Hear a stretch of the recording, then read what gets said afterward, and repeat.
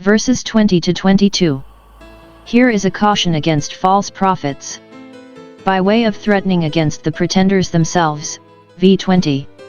Whoever sets up for a prophet, and produces either a commission from the true God, shall be deemed and adjudged guilty of high treason against the crown and dignity of the King of Kings, and that traitor shall be put to death, v. 20, namely, by the judgment of the great Sanhedrim, which, in process of time, sat at Jerusalem, and therefore our Saviour says that a prophet could not perish but at Jerusalem, and lays the blood of the prophets at Jerusalem's door, Lu 13:33, 34, whom therefore God Himself would punish, yet their false prophets were supported.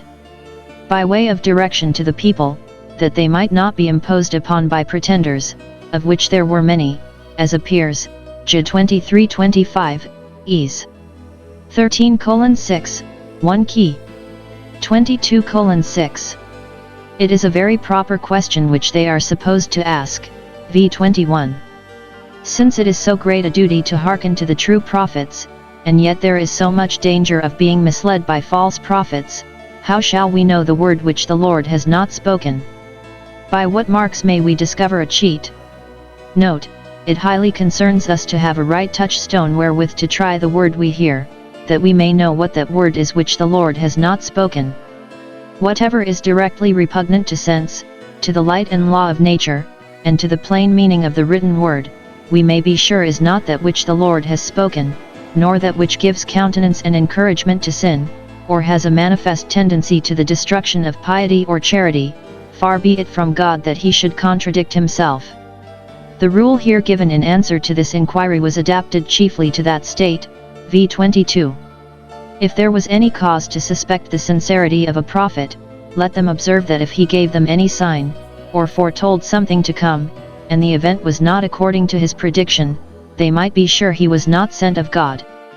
This does not refer so much to the foretelling of mercies and judgments, though as to these, and the difference between the predictions of mercies and judgments, there is a rule of discerning between truth and falsehood laid down by the prophet, J 28:8, 9, but rather to the giving of signs on purpose to confirm their mission.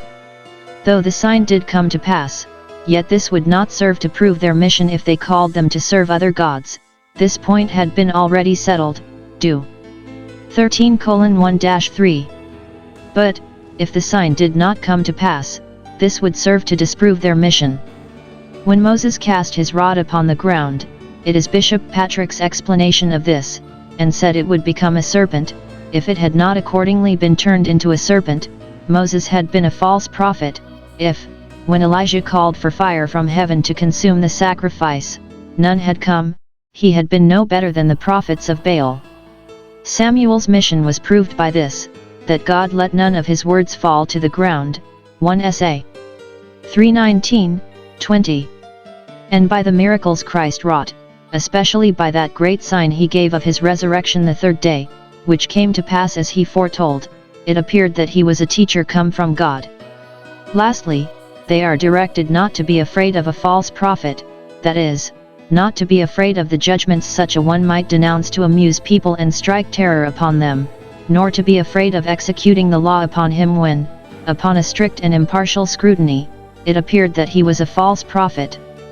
This command not to fear a false prophet implies that a true prophet, who proved his commission by clear and undeniable proofs, was to be feared, and it was at their peril if they offered him any violence or put any slight upon him.